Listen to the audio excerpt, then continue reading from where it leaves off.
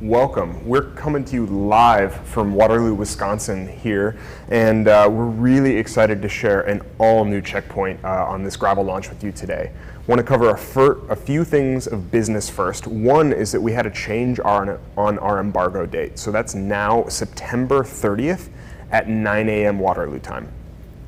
Additionally, for Q&A at the end of this presentation, we'll have you log into your YouTube account to make and post comments, and we'll be able to respond to you live on the air here. I'm Anders Ahlberg. I'm the road marketing person here at Trek, and I'm joined by two of my good friends here. I'll let them introduce themselves.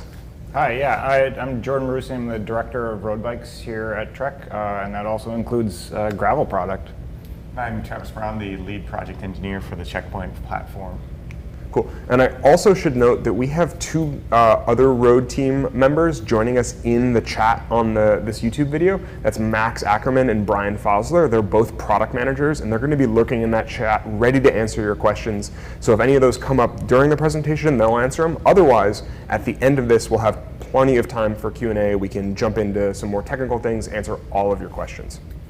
So before we jump into that, I want to ask you guys just your gravel experience. We want to know where you're coming from, why we got here with your experience. So Jordan, you want to tell us about your gravel riding experience? Sure, yeah. I mean, I've been riding bikes for a really long time, but certainly experiencing gravel over the last 5 or 6 years as the emergence of the category started. Our team as a whole has really started to do a lot more events just to immerse ourselves in the category and sort of understand all the different ways that riders are using gravel bikes. So a good example is 3 years ago, I think our development team went out to Granduro in California to try out that style of race, which is a really unique style of race and really cool and representative of sort of a mountain gravel scenario.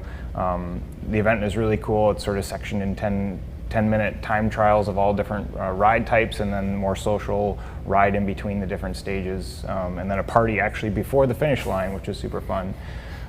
We also sort of attended Gravel Worlds a couple years ago as a team as well, and sort of really made sure that we understood what gravel racing is looking like in the Central Plains area of the US. And so again, a lot of us have been gravel riding for the last 4 or 5 years and trying to get out to more and more events and sort of make sure that we're understanding the breadth of it and immersing ourselves within the category.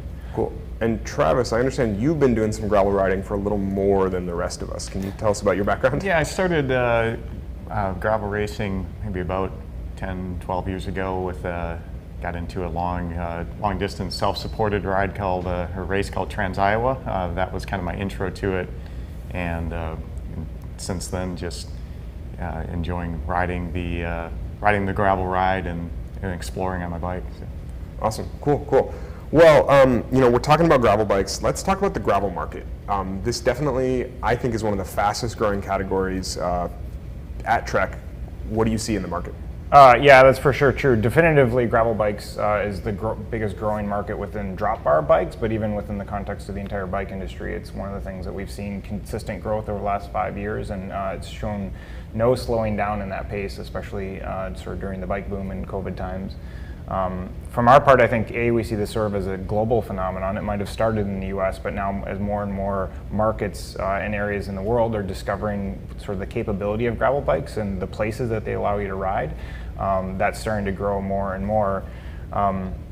And I think it's also just sort of the sense of adventure and escape that especially during these times has really drawn people to the category of it's getting into new places, it's being able to sort of go off the grid in a way, connecting rides that you might not have been able to connect before, and again, sort of that sense of adventure I think is really a global trend that everyone can appreciate. Totally, and especially when we see that the breadth of gravel riding from racing to bike packing, there's something for everyone there. Yeah, for sure. Cool.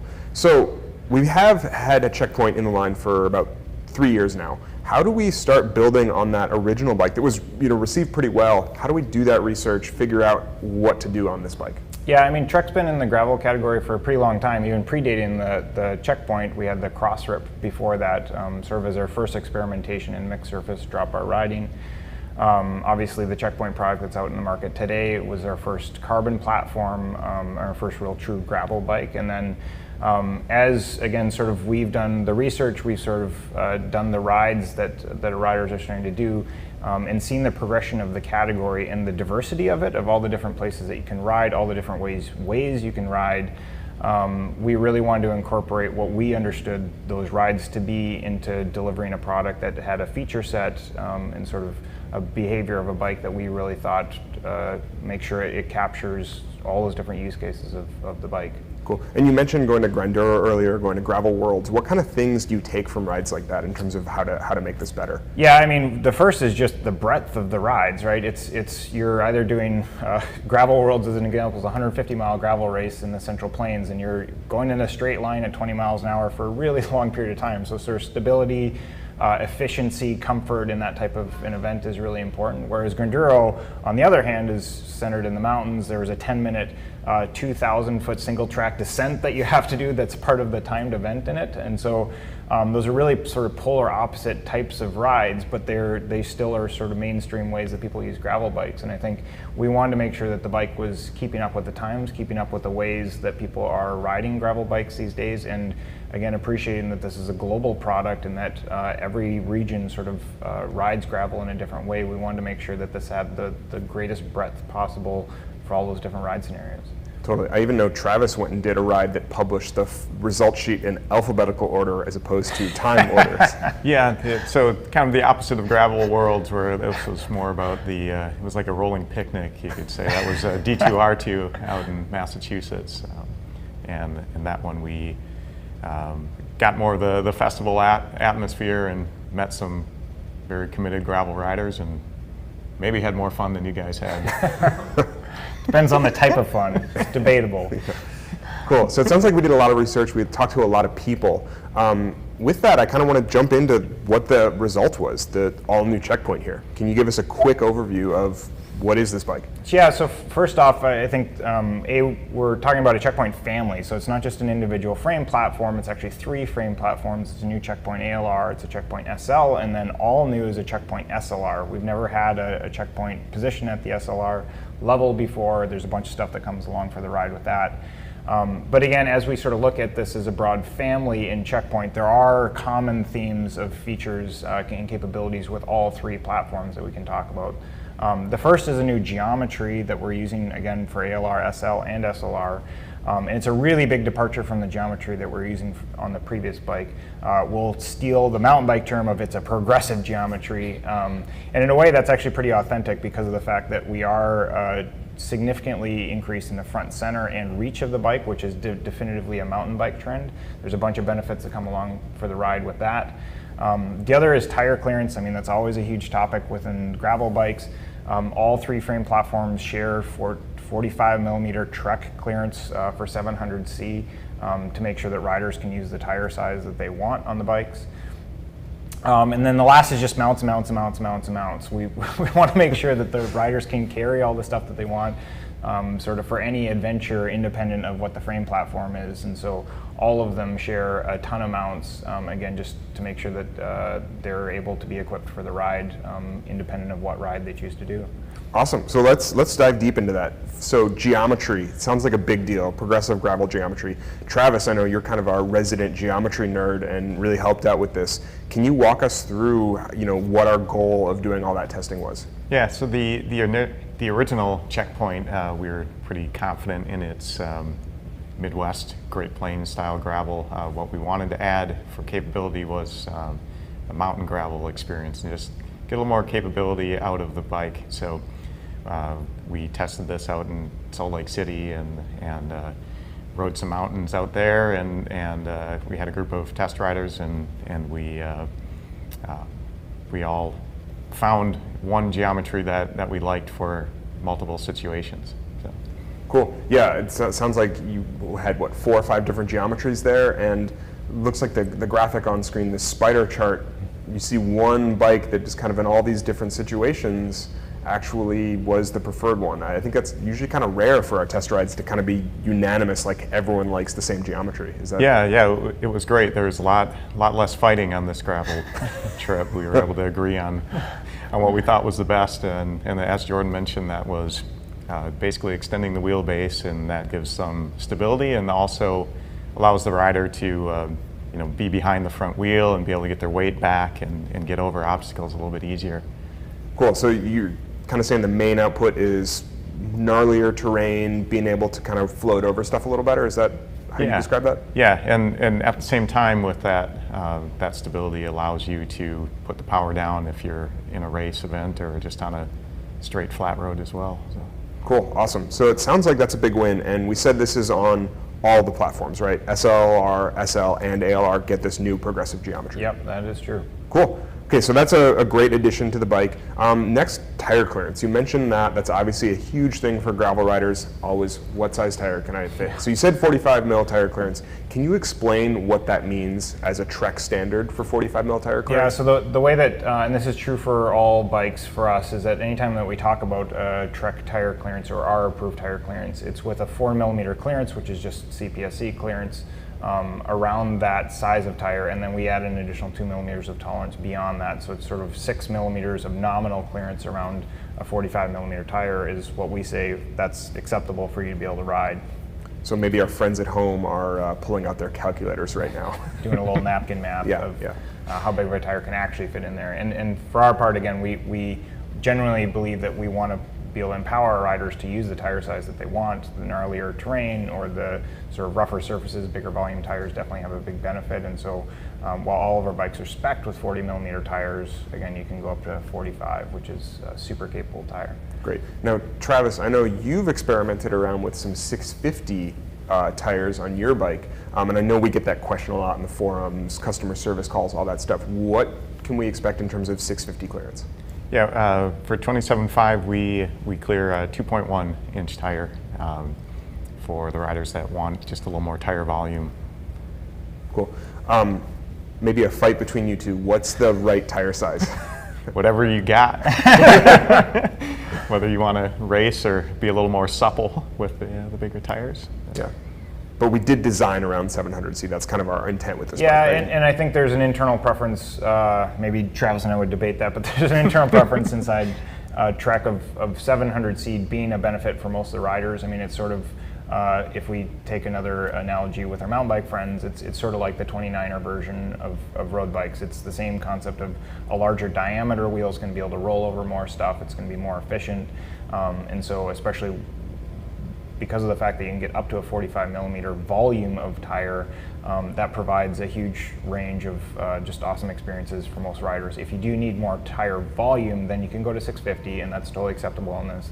There are some compromises to sort of the handling geometry, because BB is going to be a little bit lower, but we still approve the bike for use with that. And again, it's sort of rider dependent. If you really want the volume, you can go 650, but you can get a huge tire in there for 700. And again, we sort of base the geometry off of 700 by 40, since that's what we spec on the bike.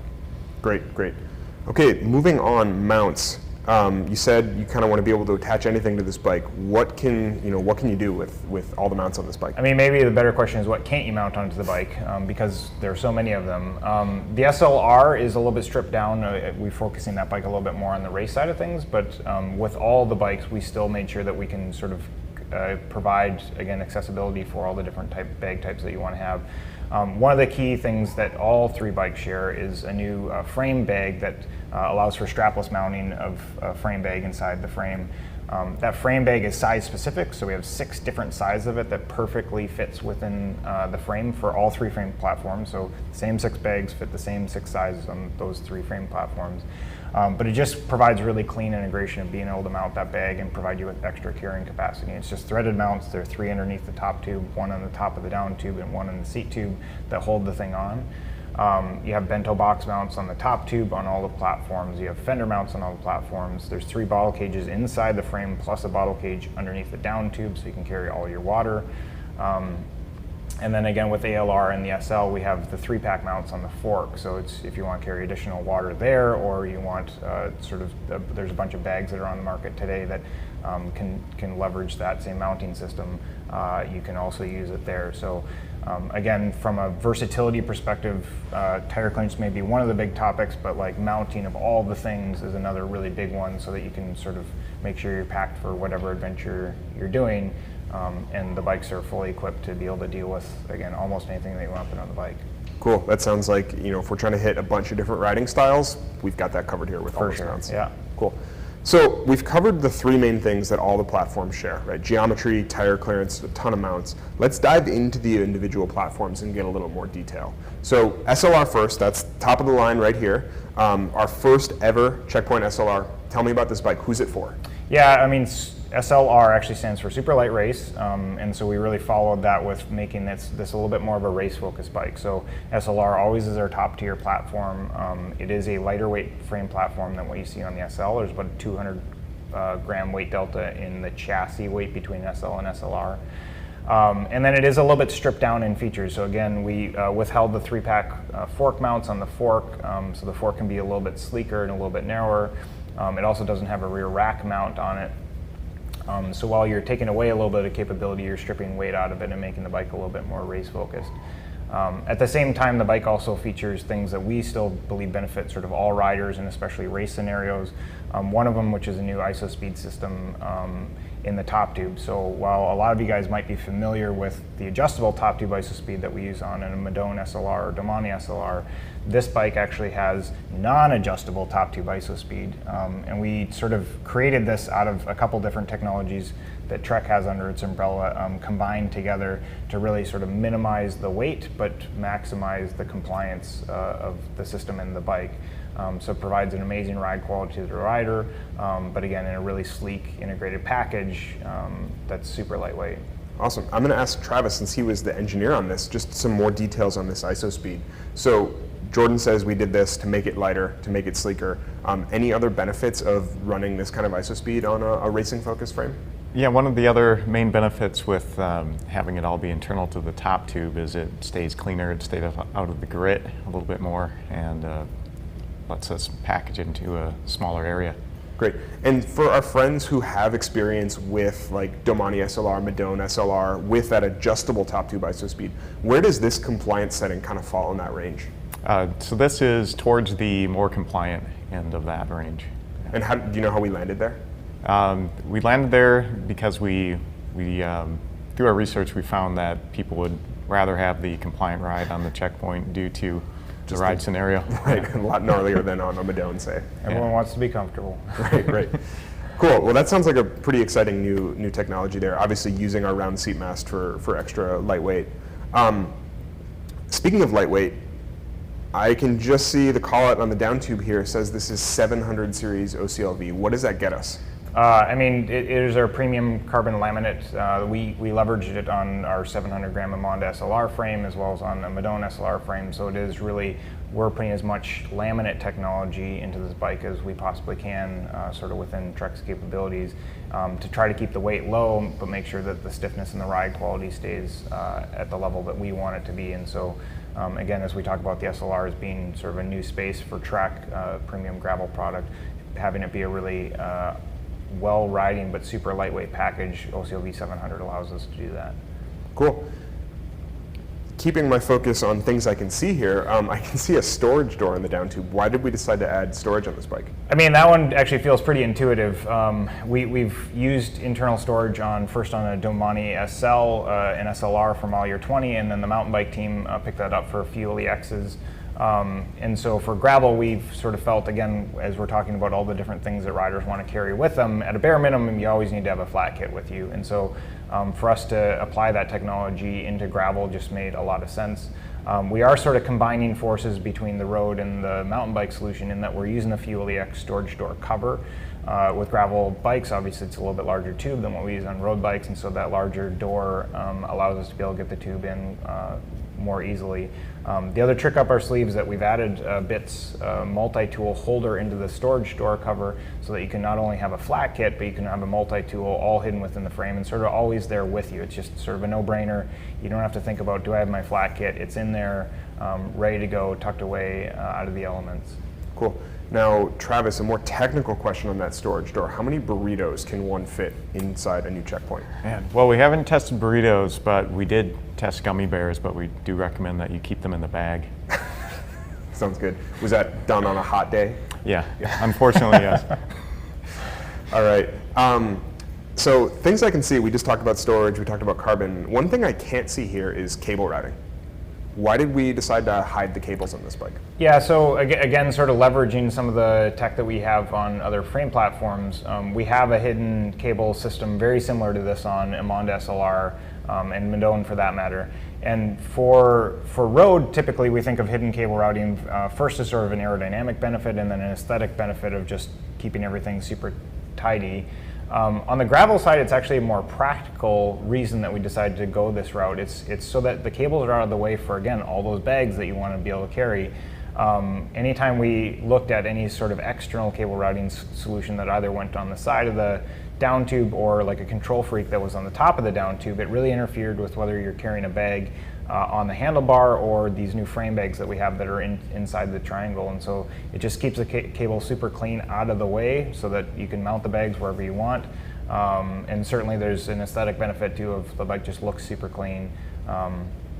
But again, from our seat, the practical reason for it seems super worthwhile to be able to put that solution in there. The cool thing about it too is that it just uses a standard 31/8 bar and stem, so you can swap out bars and stems without having to worry about any sort of proprietary system there, while still keeping a super clean integrated front end. Yeah, it looks awesome. Looks really easy to work on, all that stuff.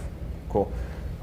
One last detail on this bike for our real tech nerds out there, and that's bottom brackets. What kind of BB does this thing have? Yeah, so another one that was really intuitive to us is going to T47. We started using T47 on truck road bikes back in model year 20 with that same Domani again.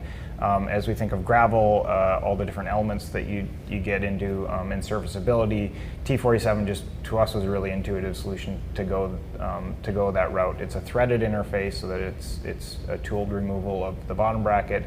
We've had really great service life of the bottom brackets that we're using. It's a Praxis BB for Shimano drivetrains and a SRAM BB for SRAM drivetrains. And so far our feedback's been really good from the field that those things have come out super durable. T47 is actually spreading to the entire Trek road line as of model year 22, so it's not just something that we're applying to gravel, it's on everything now, and it's technology that we really believe in. Great. Okay, so good tech overview of the bike. I also hear a rumor that you can get one of these in any color you want. Almost any color you want, but the SLR is also our first gravel bike that's in Project One. And Project One is cool for a bunch of reasons. The first maybe is color, so that you can choose your color. There's several different color picker themes where you can really design your own bike, which is super cool. But the other is just customization of spec. For drivetrains, as an example, we still see riders sort of debating the values of 2x versus 1x, especially in gravel and depending on where you live.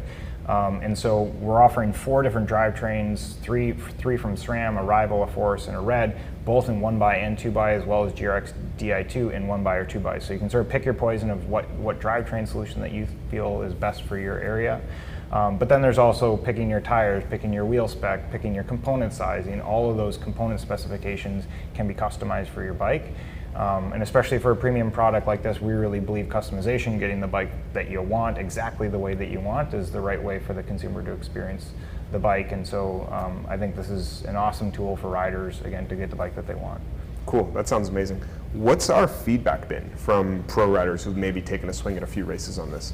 Yeah, so far it's been super positive. Again, if anything, they're starting to experiment on more different ways that they can ride gravel too because of the capability, especially of the new geometry of the bike. So while the bike is faster than the previous version, lighter than the previous version, it's also more capable. So for them, I think it's sort of a fun experiment of like, oh wow, like what are all the different ways that I can use my gravel bike now that the bike behaves this way? And so a lot of riders are sort of exploring new roads and trails in their area and trying to connect things that maybe they weren't connecting before, while still being able to ride on a super efficient sort of race-ready bike. Cool, great.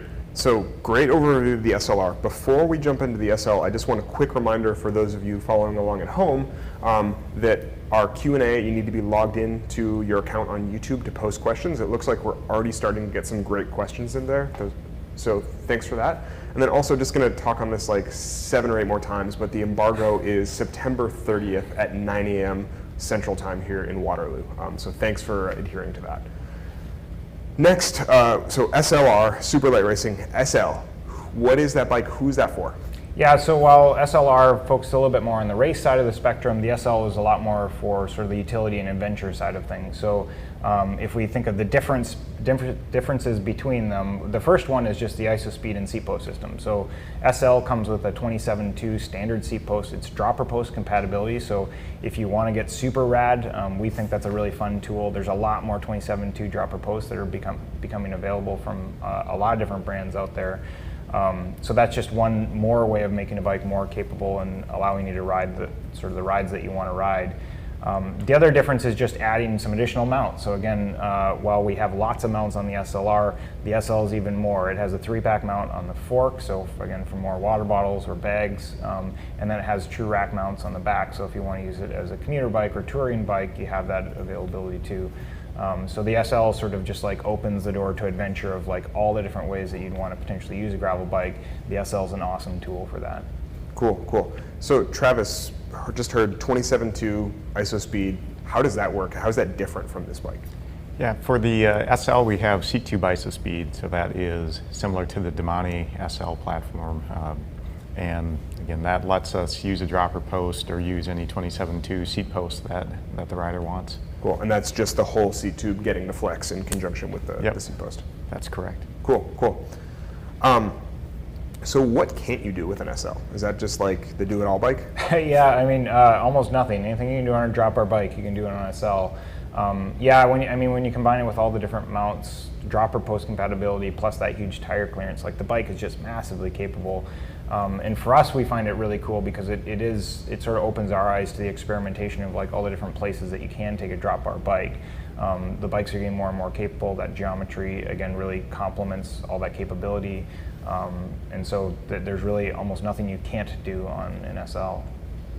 Cool. So SL, SLR are carbon bikes. Moving to the aluminum side of things, the ALR. Who's that rider and what is that bike like? Yeah, I mean, ALR, we really wanted to deliver the best, most utilitarian bike that we possibly could, and I think we've really achieved that in that there's a massive amount of versatility that's still packaged within a really high value aluminum platform. So it shares all the same mounts that you get with the SL. It's got the 3-pack mount, rack mounts, fender mounts, top tube bag mount, frame bag mount, 3 bottle mounts inside the frame. I mean, it's just like, again, you can sort of mount as much as you want. It has the same tire capability, it has the same geometry behind it. It's just in a lower cost aluminum platform that still rides really awesome. And so for us, we're really excited about that bike too, because it opens up the door for sort of a one bike that can do everything, whether it's commuting, that it can still race on it, you can adventure, you can bike pack on that frame platform, and it can sort of do all those things at a really high level, but at a really accessible price. Cool. I should note again to everyone following along at home that we will have images of ALR at a later date before the consumer embargo, so those will get loaded to the press kit later. Thanks for your patience there. So great overview of SLR, SL, ALR. Can we just do a quick hit of like how those platforms overlap? What's the right bike for different types of riders? Yeah, so again, SLR a little bit more race focused, a little bit more stripped down. SL, most adventure-y bike, let's say, really sort of hits the meat of all the different ways that someone might want to experience gravel. And then ALR, a little bit more utility focused, value focused in that family. And with 3 platforms, you really get this huge spread of different ways that people can experience gravel. Great. Sounds like any kind of gravel riding you can do on a checkpoint. We got you covered, yeah. Cool. Yeah. Cool. So we've mentioned some bags throughout the presentation. We talked about that frame bag that is size specific, one for every size of checkpoint. That looks super cool, removable with those threaded inserts under the frame. But I know Bontrager also has some new adventure bags, a handlebar bag, a saddle bag. Can you talk about those? Yeah, I mean, one of the most exciting things about the gravel or adventure category is sort of the expansion of all the different bags and the ways that you can carry stuff. And so at Checkpoint, we're compatible with the Bontrager direct mount top tube bag. So again, if you want to carry snacks or your phone up there, super clean integration. We have that frame bag that mounts directly underneath the top tube. And then there's a new handlebar bag that provides a ton of volume to be able to carry in front of your bike. And again, with that clean cable integration, it's really centered on the bike and accessible. So one of the cool features about that bag also is that a lot of times you use an adventure bag in the handlebar for carrying your tent, sleeping bag, clothing, that kind of stuff. But also, if you want to carry some additional hydration, there's a 1.5 liter reservoir that fits inside of that with a hose that can be accessible out of it. So if you want to be able to, again, get more hydration, that's another place that you can keep it. The Bontrager Adventure Saddlebag is another really awesome way of you just being able to carry a lot more stuff. So when you combine that whole bag ecosystem, it's like perfect for bike packing, carrying a tent and sleeping bag and pad, and it provides you with a ton of volume sort of for any adventure then. Cool. And those are all waterproof too, am I? Correct, yeah. Yep, they're all waterproof zippers associated with them, or roll tops, depending on the closure location, yeah. Cool, great, great. One last thing that is a new accessory Bontrager helped us out with is the handlebar, new gravel handlebar. What is that shape like? Why did we make that? Yeah, so and maybe one of the things that we didn't touch about when we talked about the new progressive geometry with the bike is that the front center of the bike is 2 centimeters longer, the reach of the bike is 2 centimeters longer. That's a huge change. Like in the context of bike geometry, 2 centimeters is massive. And so while we wanted to make sure that the front wheel of the bike was far out so that you didn't endo, you had more confidence, we still wanted the rider position to be the same as what it had been. And so we used sort of 2 tools in the spec to be able to pull the rider back from that increase in reach. One of them was just speccing a shorter stem on the bike, so every bike comes with a centimeter shorter stem length than the previous version of the bike. And then the other is the new GR Elite handlebar. That bar has a shorter reach on it, so really again the rider position, despite the 2 centimeter increase in reach, is exactly the same as where it was on the previous bike. The other cool feature with the GR Elite is the flare. So as we see more ways of riders using gravel bikes, one of the most confident positions that they can be in when they're handling technical situations is being in the drops and having access to the brake lever and getting the maximum leverage there. And so flare just allows you more width for stability, but then it gets you this really awesome position in the drops for really confident descending on the bike. We have a huge range of sizes that are available. All of our sizes, starting from 38 going up to 44, are measured in the drops, so that flare extends beyond that. So a 44, as an example, goes up to almost 53 centimeters at the end of the drop to give you a really confident, stable position, again, when you're descending, or just a really relaxed position if you're just cruising along in the drops. Cool, great. So bags, handlebars, really a complete ecosystem of products to kind of enhance the gravel ride. Yeah, I mean, anytime we develop a bike, we really look at it as a system. So it's not just a frame that we're developing. We want to make sure that the complete package and all the accessories deliver on the expectation of how our riders ride. Definitely an advantage of having our Bontrager friends so close to us. Yeah, for sure. Great, all right. So I think, we're done a pretty good overview of the bikes. Want to remind you again that we're about to start the Q&A section, so make sure you're logged into your YouTube account so you can post questions there. Otherwise, just kind of want to wrap this up and say, like, if you want to add anything about what makes this new bike worth it, why is this a great upgrade to the Checkpoint family? Yeah, again, the fact that it's a family, I think we really appreciate of making sure that we're providing a huge range of products for all of our different riders, for all the different ways that they experience gravel in all the markets of the world. So that's a lot of sort of propagation of the category. And I think we really have accomplished that with the SLR, SL, and ALR, in providing, again, a huge range of capability, versatility, and allowing riders to just have a ton of fun on their bikes. And this bike definitely delivers. Cool. All right, last question for both of you. Where are you most excited to ride your new Checkpoint? Well, so we just actually came from a trip out in Colorado to visit some of our friends to test out the bike, and that was an amazing trip for us. Like, it just sort of opened your eyes to all the different ways that riders use gravel bikes, all the different connections of gravel roads to trails, and sort of the exploration that happens there. And so for me, doing more of that, I think, is going to be a really cool thing. Again, it just opens your eyes to all the different places that you hadn't been riding that you can now access with these bikes, and have a ton of fun riding on them. So sort of that exploration in the mountains, I feel like, is sort of the next frontier for me to start experimenting. Cool. What about you, Travis? I'm excited to ride it right out my front door, go find some new shortcuts and some sneaks, do some traipsing, just maybe do some tick hunting, Tick hunting, yeah. Great. Awesome. So great overview of the bike here. I think we're ready to turn it over to some questions, and I see we've got a few pulled up here. So why did we decide to move away from those adjustable sliding rear dropouts? So for those that may not familiar, on the previous generation of Checkpoint, ALR and SL, we were using stranglehold dropouts. Stranglehold dropout allowed us to be able to move the rear wheel, so it changed the effective chainstay length of the bike. We originally intended on that for providing both a little bit of a change in the geometry, so having shorter stays or longer stays to sort of change the way the bike behaved, but also change the tire clearance of the bike with that move. What we discovered along the way is that most riders never touched the feature. It added weight, it added cost, it added complexity, and so as we sort of evaluated whether we wanted to keep that feature in the bike or not, again, we just saw it as something that riders didn't necessarily benefit from or leverage, and it added complexity and cost to the bike, and so we decided to strip it out here. You could maybe say that it's a similar thought to the fact that we didn't include adjustable top tube isospeed on the SLR. Adjustable isospeed is a really cool feature on those bikes, provides an amazing ride characteristic, but we haven't seen a ton of riders use the adjustable nature of that feature. And so on this bike, packaging in a smaller, lighter weight package that's a little bit simpler still provides an awesome ride experience, but takes away the adjustability that we didn't see riders using a ton. Great, great. Okay, another one. How does top tube isospeed differ from seat tube isospeed? Is there a difference in the ride feel?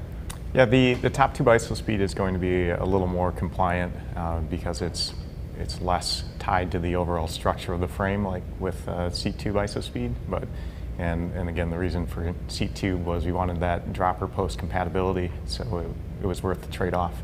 Yeah. Compliance is less important when you're shredding out of the saddle. Yes, yeah. And we can maybe add to, like, part of the reason to add top tube isospeed is just the way that the stiffness trends on seat tube isospeed. So while seat tube isospeed does provide compliance for all riders, it actually is a stiffer system on smaller frame sizes, which is sort of the opposite of what we prefer to deliver to our riders. Shorter frames are stiffer, so again, providing less compliance to our riders that generally should get more compliance. Top tube isospeed allows us to disassociate that sort of bending member in the frame from the structural side of the frame and the frame size, so it provides all the riders a really consistent, awesome compliance experience and more compliance. So we did battle with that a little bit internally and looked at sort of the use case of, well, we want dropper post compatibility on the SL, but we want this awesome ride on the SLR, and so that's how we sort of split it up. Great, great. Okay, another one. Does the Checkpoint accept suspension forks? Yeah, so huge debate right now because there are a lot of suspension forks that are just coming out of the market. I know our friends at SRAM just launched their new Explorer line of product. For our part, there are some forks that are acceptable within the SL platform. Our SLR platform is not fork compliant for structural reasons.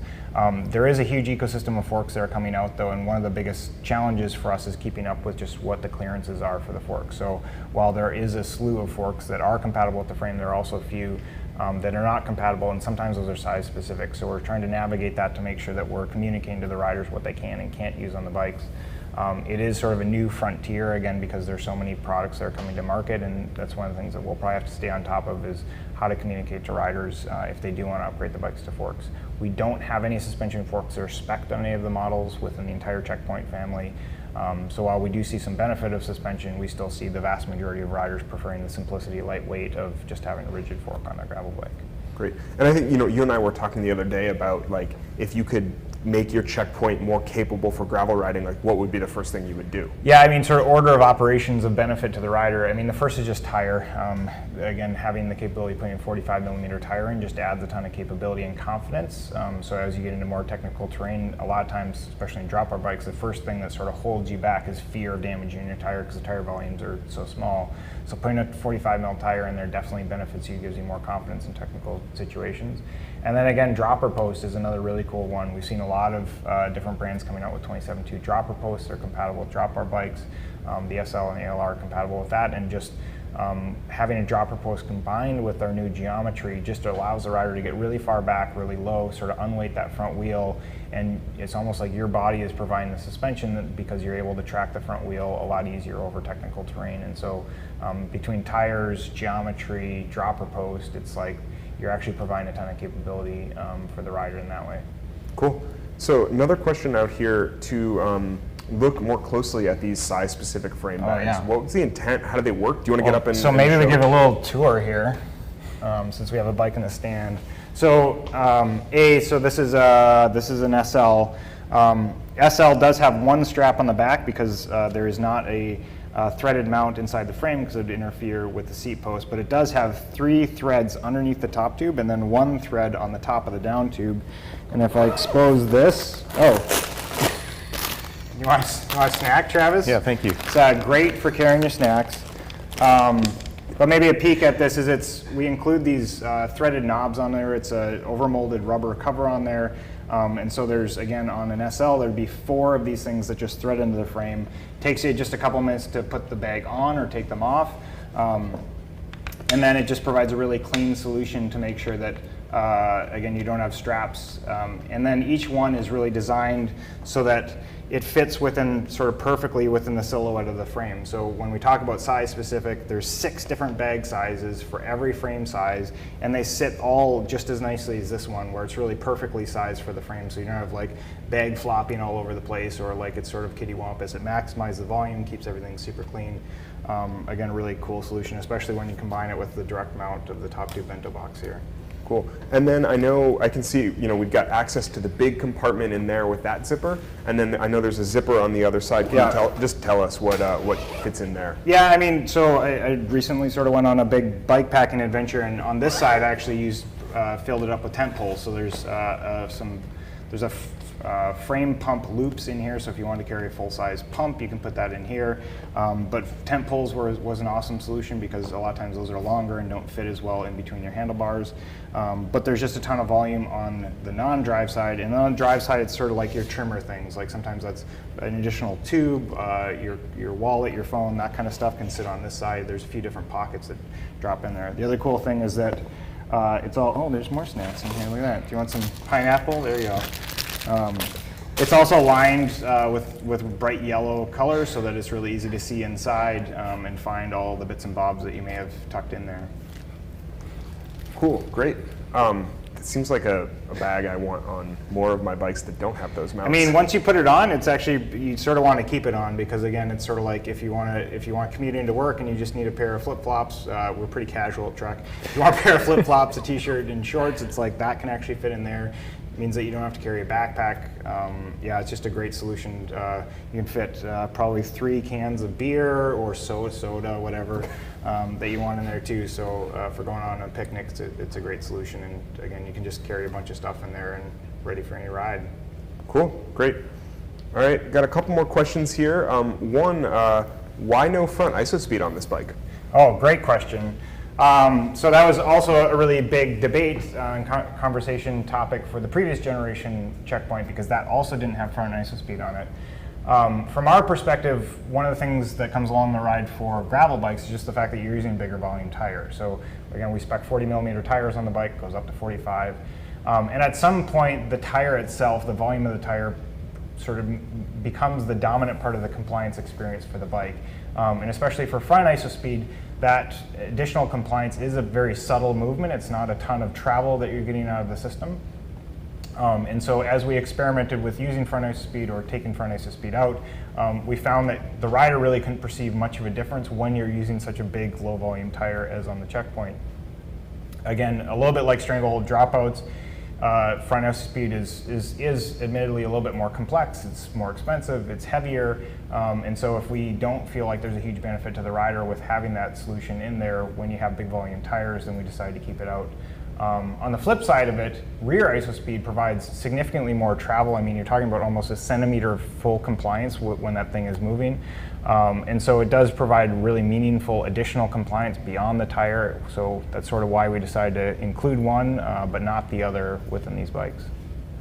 Cool, great. So I should note that we're going to do a last call for questions here. If you have any further questions, please drop those in the chat soon. Got one more here though. How do we get water bottles on the bike with a frame bag as well? Yeah, so one of the cool included features on the bike is the fact that we have water bottle offset pieces, and so those are plastic pieces that have threaded inserts into them. It allows you to sort of customize the positioning of your water bottles. So potentially if you're wanting to use 3 water bottles inside the frame, or you just want to position 2 water bottles lower so the frame bag fits in, it allows you to be able to sort of move all those bottles around to maximize the amount of stuff that you can carry. Because again, we know that riders are using sort of or equipping their bikes in all sorts of different ways, and that provides just one more way of sort of providing a versatile experience with bottle placement. Great. And as we can see on screen now, I think you can fit 2 bottles in the main triangle with a frame bag, Correct. as well as a bottle under the down tube. Yep. So you still 3 water bottles on the main triangle with a frame bag. And again, I mean, 3-pack mounts, you can add bottles on the fork with SL and the LR2, so there's just sort of infinite hydration solutions to the bike.